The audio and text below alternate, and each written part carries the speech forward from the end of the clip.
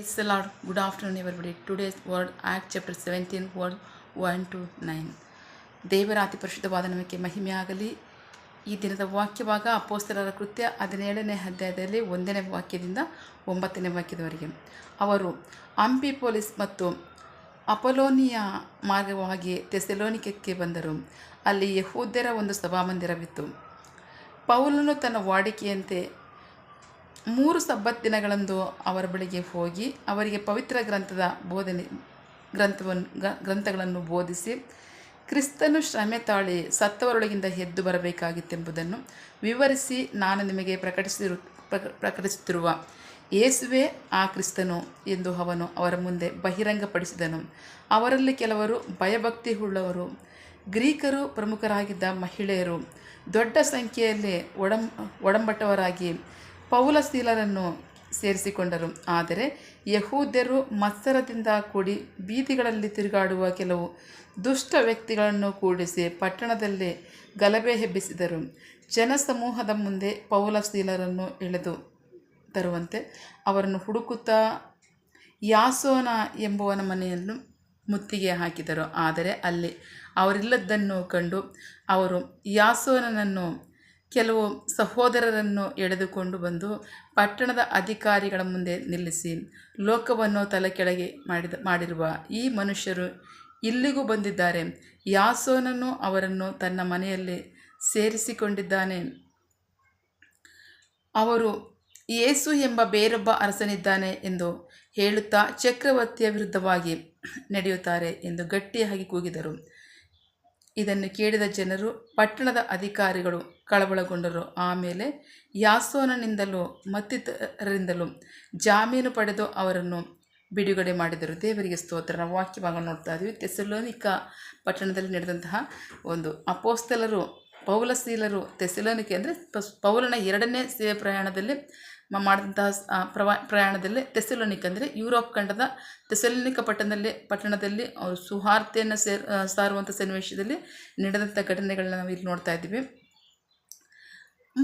ಯಥಾ ಪ್ರಕಾರವಾಗಿ ಯೆಹೂದ್ಯರು ಎಲ್ಲೆಲ್ಲಿ ಹರಡಿದರು ಅಲ್ಲೆಲ್ಲ ದೇವರ ಸಭಾಮಂದಿರ ಇತ್ತು. ಸೊ ಅಲ್ಲೂ ಸಹ ಥೆಸಲೋನಿಕ ಪಟ್ಟಣದಲ್ಲೂ ಸಹ ದೇವರ ಸಭೆ ಇದ್ದರಿಂದ ಅಲ್ಲಿ ಹೋಗಿ ಪೌಲ ಸೀಲರು ವಾಡಿಕೆ ಪ್ರಕಾರವಾಗಿ ಕೂತ್ಕೊಂಡು ಅವರು ಓದಿಸ್ತಾ ಇರ್ತಾರೆ. ಸಭೆಯಲ್ಲಿ ಧರ್ಮಶಾಸ್ತ್ರವನ್ನು ಬೋಧಿಸ್ತಿದ್ರು ನಿಜ, ಆದರೆ ಇಲ್ಲಿ ಕ್ರಿಸ್ತನ ಬಗ್ಗೆ ಅವರು ಬೋಧಿಸಬೇಕಾಗಿತ್ತು. ಯಾಕೆಂದರೆ ಯೇಸು ಕ್ರಿಸ್ತರು ಶ್ರಮೆಯನ್ನು ಹೊಂದಿ ಆತನು ಸತ್ತು ತಿರುಗಿ ಜೀವಂತವಾಗಿ ಎದ್ದು ಬರೋದು ಅವಶ್ಯಕತೆ ಇತ್ತು. ಯಾತಕ್ಕೋಸ್ಕರ ಅವರು ಆ ಕಾರ್ಯ ನಡೆತು? ಯೇಸು ಆತನು ಬಂದಿದ್ದು, ಬದುಕಿದ್ದು, ಸತ್ತಿದ್ದು ಅಷ್ಟು ಮಾತ್ರ ಅಲ್ಲ, ಆತನ ಮೂರನೇ ದಿನದಲ್ಲಿ ತಿರುಗಿ ಪುನರುತ್ಥಾನ ಹೊಂದಿದ್ದು ಯಾತಕ್ಕೋಸ್ಕರ? ಇದು ನಮ್ಮ ಪಾಪಗಳ ಪರಿಹಾರಕ್ಕೋಸ್ಕರವಾಗಿ.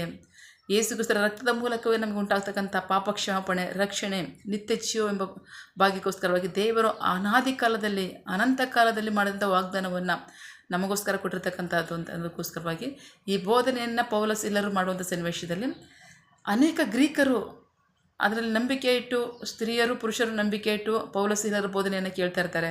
ಅದರಲ್ಲಿ ಒಂದು ಸಮಸ್ಯೆ ಉಂಟಾಗುತ್ತೆ. ಯಾಕೆಂದರೆ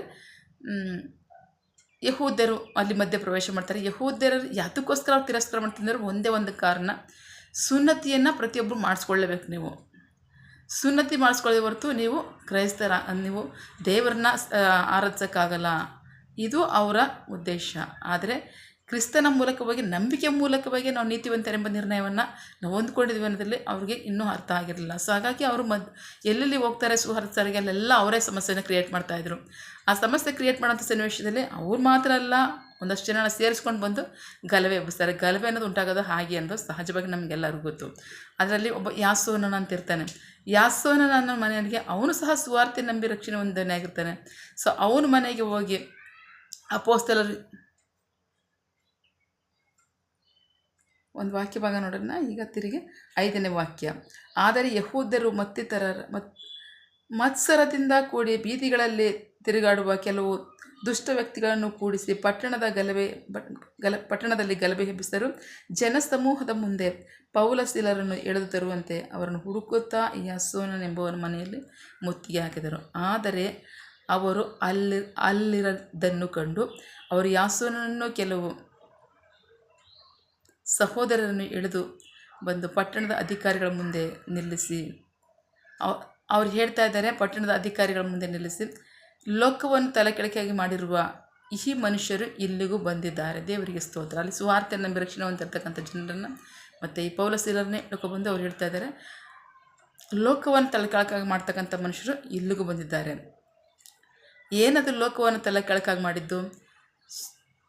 ಅಪೊಸ್ತಲರ ಬೋಧನೆ. ನಿಶ್ಚಯವಾಗಿ ಸುವಾರ್ತೆ ಇಸ್ರಾಯೇಲ್ಗೆ ಮಾತ್ರ, ಯಹೂದರಿಗೆ ಮಾತ್ರ ಸ್ವಂತವಾಗಿತ್ತು. ಅದೇ ಅಪೊಸ್ತಲರ ಮೂಲಕವಾಗಿ ಅದು ಲೋಕ ತುಂಬ ಹರಡಿತು. ಸೊ ಅದುವರೆಗೂ ಜನರು ಏನು ಅಂದ್ಕೊಂಡಿದ್ರು ಅಂತಂದರೆ, ಅರಸನು ಅಂತಂದರೆ ನಮ್ಮನ್ನು ಆಳ್ತಕ್ಕಂಥ ಅರಸರೇ ಆಗಿದ್ದಾರೆ, ನಾವು ಕಣ್ಣಾರೆ ಕಾಣ್ತಕ್ಕಂಥ ಮನುಷ್ಯರೇ ನಮಗೆ ಅರಸರಾಗಿದ್ದಾರೆ, ಅವ್ರನ್ನ ಬಿಟ್ಟರೆ ನಮಗೆ ಇನ್ಯಾರೂ ಇಲ್ಲ, ಅವ್ರಿಗೆ ನಾವು ಸಂಪೂರ್ಣವಾಗಿ ಅಧೀನರಾಗಬೇಕು, ಬದುಕಿರುವಾಗ ಅಧೀನರಾಗಬೇಕು, ಸತ್ತ ಮೇಲೆ ವಿಷಯ ಬೇರೆ. ಸೊ ಸತ್ತ ಮೇಲೆ ಅದೇನಾಗುತ್ತೋ ಗೊತ್ತಿಲ್ಲ, ಅಂದರೆ ಬದುಕಿರೋರು ನಾವು ಅವ್ರಿಗೆ ಅಧೀನರಾಗಬೇಕು, ಅವ್ರನ್ನ ಬಿಟ್ಟರೆ ನಮಗೆ ಬೇರೆ ಯಾರೂ ಇಲ್ಲ ಅನ್ನೋ ಒಂದು ಕಲ್ಪನೆ ಸಂಪೂರ್ಣವಾಗಿ ಎಲ್ಲ ಜನರಿಗೂ ಇತ್ತು. ಸೊ ಆ ಕಲ್ಪನೆ ಎಲ್ಲ ಜನರಿದ್ದರಿಂದ ಅವರು ಎಲ್ಲ ಕಡೆನೂ ಒಂದು ದೂಷಣೆ ಮಾಡ್ತಕ್ಕಂಥದ್ದು ಏನು ಅಂತಂದರೆ, ಅದೇ ಅರಸನು ಅಂತ ಯೇಸು ಕ್ರಿಸ್ತರಿಗೆ ಹೇಳ್ತಾ ಇದ್ದಾರೆ. ನಮಗೆ ಗೊತ್ತಿರೋ ಥರ ನಮ್ಮನ್ನು ಆಳ್ತಕ್ಕಂಥವ್ರೇ ಅರಸನಾಗಿದ್ದಾರೆ, ಇವರು ನಮ್ಮನ್ನು ಏನೋ ಒಂದು ಬೇರೆ ಒಬ್ಬ ಅರಸನಿದ್ದಾನೆ, ಯೇಸುವೆ ಆ ಅರಸನು ಅಂತ ಹೇಳ್ತಾ ಇದ್ದಾರೆ, ಇವರು ನಮ್ಮನ್ನು ದಾರಿ ತಪ್ಪಿಸ್ತಾ ಇದ್ದಾರೆ. ಸೊ ಇದಕ್ಕೆ ಜನರು ಗಲಭೆ ಎದ್ದೇಳ್ತಿರ್ತಾರೆ. ಸೊ ಆದರೆ ಪವಿತ್ರಾತ್ಮರು ಅಲ್ಲಿ ಅವರ ಜ್ಞಾನದ ಕಣ್ಣುಗಳನ್ನ ತೆರೆದಂಥ ಸನ್ನಿವೇಶದಲ್ಲಿ ಎಲ್ಲ ಸುವಾರ್ತೆಗಳು ಸ್ಥಿರಪಟ್ಟು ಜನರ ರಕ್ಷಣೆ ಹೊಂದಿ ಸಭೆಗಳು ದೊಡ್ಡ ಪ್ರಮಾಣದಲ್ಲಿ ಇತ್ತು. ದೇವರಿಗೆ ಸ್ತೋತ್ರ. ಥೆಸಲೋನಿಕ ಪತ್ರಿಕೆಯನ್ನು ನೋಡೋದಾದರೆ, ಥೆಸಲೋನಿಕದಲ್ಲಿ ಕಟ್ಟಲ್ಪಟ್ಟಂಥ ಅಲ್ಲಿ ಪವಿತ್ರಾತ್ಮನ ಕಾರ್ಯ ಮಾಡೋದು ಮಾತ್ರ ಅಲ್ಲ, ಜನರು ಸುವಾರ್ತೆಯನ್ನು ಸ್ವೀಕರಿಸಿ ಅದರಲ್ಲಿ ನೆಲೆಗೊಂಡು ಸಭೆ ಕಟ್ಟುವಂತೆ ಮಾರ್ಪಾಡಾಯಿತು. ಎಂಥ ಸಭೆ ಥೆಸಲೋನಿಕ ಪಟ್ಟಣದಲ್ಲಿ ಉಂಟಾಯಿತು ಅಂದರೆ ಮಾದರಿ ಸಭೆ. ಅದರ ಮೂಲಕವಾಗಿ ಅನೇಕ ಪಟ್ಟಣಗಳಿಗೆ ಸಭೆ ಸುವಾರ್ತೆ ಹೋಯಿತು. ಮೆಕೆದೋನಿಯಾ ಇನ್ನೂ ಅನೇಕ ಪಟ್ಟಣಗಳಿಗೆ ಅಲ್ಲಿ ಸುವಾರ್ತೆ ಅಲ್ಲಿಂದನೇ ಹೋಯಿತು. ಅಷ್ಟು ಮಟ್ಟಕ್ಕೂ ಜನರ ಕಣ್ಗಳನ್ನ ದೇವರು ತೆರೆದರು ಅಲ್ಲಿ. ಸೊ ಅದು ಮಾದರಿ ಸಭೆಯಾಗಿ ಮಾರ್ಪಡ್ತು. ಎಷ್ಟು ಮಟ್ಟಕ್ಕೆ ಅಂದರೆ ಅವರು ಸುವಾರ್ತೆನ ಕೇಳೋರು ಮಾತ್ರ ಅಲ್ಲ, ಸುವಾರ್ತೆನ ಹೋಗಿ ಅವರಾಗಿದ್ದವರೇ ಸಾರೋಷ್ಟು ಮಟ್ಟಕ್ಕೂ ದೇವರಲ್ಲಿ ಕಾರ್ಯವನ್ನು ಮಾಡಿದ್ರು. ದೇವರಿಗೆ ಸ್ತೋತ್ರ. ಬಹಳ ಪ್ರಮುಖವಾಗಿ ದೇವರ ಕಾರ್ಯವೇ ಮುಖ್ಯ. ನಾವು ಸಾರ್ತಕ್ಕಂಥ ವಾಕ್ಯ ಇರ್ಬೋದು, ಅಥವಾ ನಮ್ಮ ಜೀವಿತವೇ ಆಗಿರ್ಬೋದು, ಸೊ ಅದು ಮಾದರಿ ಆಗದೆ ಇರ್ಬೋದು, ಬಟ್ ದೇವರು ಮಾತ್ರ ಒಬ್ಬರ ಜೀವಿತದಲ್ಲೇ ಕಾರ್ಯ ಮಾಡಿದ್ರೆ ಅದು ದೊಡ್ಡ ಮಾರ್ಪಾಡು ಉಂಟು ಮಾಡುತ್ತೆ. ಲೋಕವನ್ನೇ ತಲೆಕೆಳಕಾಗಿ ಮಾಡಿದ್ದು ಆ ಕಾಲದಲ್ಲೇ ಅಪೊಸ್ತಲರ ಮೂಲಕವಾಗಿ. ಸೊ ಅದೇ ಇವತ್ತು ನಾವೆಲ್ಲ ರಕ್ಷಣೆ ಹೊಂದಿ ದೇವರನ್ನು ಯೇಸು ಕ್ರಿಸ್ತನ ಸ್ವಂತ ರಕ್ಷಕನಾಗಿ ಸ್ವೀಕರಿಸೋದಕ್ಕೆ ಕಾರಣ ಆಯಿತು. ದೇವರಿಗೆ ಸ್ತೋತ್ರ. ಬಹಳ ಪ್ರಮುಖವಾಗಿ ಜನರ ಅಂಧಕಾರದ ಕಣ್ಣುಗಳು ಹೇಗೆ ತೆರೆಯಲ್ಪಡ್ತು ಅಂದರೆ, ಮನುಷ್ಯರನ್ನೇ ಅರಸರು ಅಂದ್ಕೊಂಡಿದ್ರು, ಆದರೆ ಅದೆಲ್ಲ ಯೇಸುವನ್ನು ಅರಸನಿದ್ದಾನೆ, ಆತನೇ ರಕ್ಷಿಸುವಾತನಾಗಿದ್ದಾನೆ ಅನ್ನೋ ಒಂದು ಜ್ಞಾನದ ಕಣ್ಣುಗಳನ್ನ ಪವಿತ್ರಾತ್ಮರ ಜನರಲ್ಲಿ ತೆರೆದು ಅಲ್ಲಿ ಒಳ್ಳೆಯ ಕಾರ್ಯಗಳು ಮಾಡಿ ಜನರ ರಕ್ಷಣೆ ಹೊಂದೋದಕ್ಕೆ, ಅಷ್ಟು ಮಾತ್ರ ಅಲ್ಲ, ಜನರು ಸುವಾರ್ತೆಯಲ್ಲಿ ನೆಲೆಗೊಂಡು ಅನೇಕರಿಗೆ ಸುವಾರ್ತೆ ತರೋದಕ್ಕೆ ಅದು ಮಾರ್ಪಾಡು ಉಂಟಾಯಿತು. ದೇವರಿಗೆ ಸ್ತೋತ್ರ. ಈಗ ಮನುಷ್ಯರ ಕಾರ್ಯ ನೋಡೋಣ. ನಮ್ಮನ್ನು ಆಳ್ತಕ್ಕಂಥವನೇ ಅರಸನ ಅಂತ ಹೇಳಿದ್ದಾರೆ. ದೇವರಿಗೆ ಸ್ತೋತ್ರ. ಸೊ ಆ ಜನರನ್ನು ಅಷ್ಟು ಮಟ್ಟಕ್ಕೂ ಕಟ್ಟಿ ಹಾಕಲ್ಪಟ್ಟಿತ್ತು ಪರಿಸ್ಥಿತಿ. ಅವರು ನೀತಿ ನ್ಯಾಯಗಳು ಎಷ್ಟೇ ಇರಲಿ, ಅದೆಷ್ಟೇ ಕಠಿಣವಾಗಿರಲಿ, ಅದೆಷ್ಟೇ ತಪ್ಪಾಗಿರಲಿ, ಅದನ್ನು ಅನುಸರಿಸುವಂಥದ್ದೇ ಆಗಿತ್ತು. ದೇವರಿಗೆ ಸ್ತೋತ್ರ. ಆದರೆ ದೇವರು ಮಾರ್ಪಾಡು ಮಾಡಿದ್ದಾರೆ ಅಂದರೆ ಖಂಡಿತವಾಗಲೂ ದೇವರು ಸಂಪೂರ್ಣವಾಗಿ 99% ಮಾರ್ಪಾಡು ಮಾಡಿಬಿಟ್ಟಿದ್ದಾರೆ. ಎಷ್ಟು ಮಟ್ಟಕ್ಕೆ ಮಾರ್ಪಾಡು ಮಾಡಿದ್ದಾರೆ ಅಂತಂದರೆ, ಕಾನೂನು ಅಂತ ಉಂಟು, ಆದರೆ ಆ ಕಾನೂನಿಗೆ ಯಾರು ದೊಡ್ಡವರಲ್ಲ. ಮಾಡಿದ್ದಾರೆ ಮಾರ್ಪಾಡನ್ನ, ಖಂಡಿತವಾಗ್ಲೂ ಮಾರ್ಪಾಡು ಮಾಡಿದ್ದಾರೆ.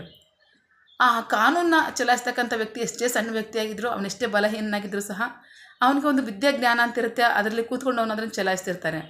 ಆದರೆ ಅರಸನು ನಾವು ಆಳೋರಾಗಿದ್ದೀವಿ ಅಂತ ಅವರೆಷ್ಟೇ ಬಲಿಷ್ಠರಾಗಿದ್ದರೂ ಸಹ ಅವ್ರ ಶರೀರದಲ್ಲಿ, ಅವ್ರ ಗಾತ್ರದಲ್ಲಿ, ಅವ್ರ ಹಣದಲ್ಲಿ, ಅವರು ಜನರ ಸಮೂಹದಲ್ಲಿ ಸಪೋರ್ಟಲ್ಲಿ ಎಷ್ಟೇ ಬಲಿಷ್ಠವಾಗಿದ್ದರೂ ಸಹ ಕಾನೂನು ಅದನ್ನು ಸಂಪೂರ್ಣವಾಗಿ ತಳ್ಳಿ ಹಾಕುತ್ತೆ.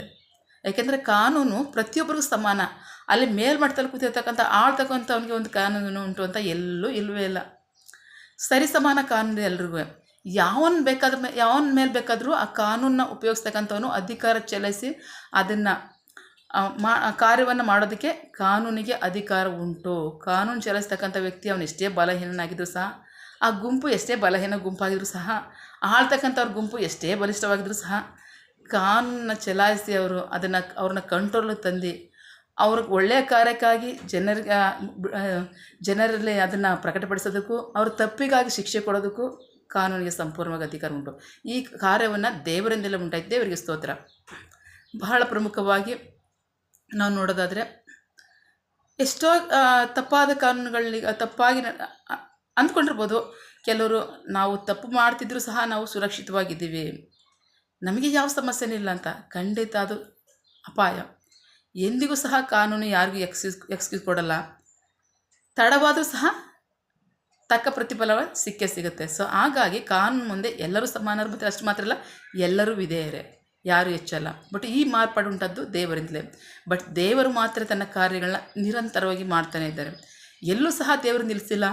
ಯಾವ ಸ್ಥಳದಲ್ಲೂ ಸಹ ದೇವರು ಯಾವುದನ್ನು ಮಾಡದೆ ಬಿಟ್ಟಿಲ್ಲ. ಎಲ್ಲ ಸ್ಥಳದಲ್ಲೂ ತನ್ನ ಕಾರ್ಯವನ್ನು ಮಾಡ್ತಾನೆ ಇದ್ದಾರೆ. ಅಷ್ಟು ಮಾತ್ರ ಅಲ್ಲ, ಎಲ್ಲವನ್ನ ಸಹ ಆಳುವವರಿಗಿಂತ ಹೆಚ್ಚಾಗಿ ಕಾನೂನು ಇಟ್ಟಿದ್ರು ಸಹ ಕಾನೂನು ಪರಿಪಾಲನೆ ಮಾಡುವ ಮೇಲೂ ಸಹ ದೇವರೇ ಇದ್ದಾರೆ.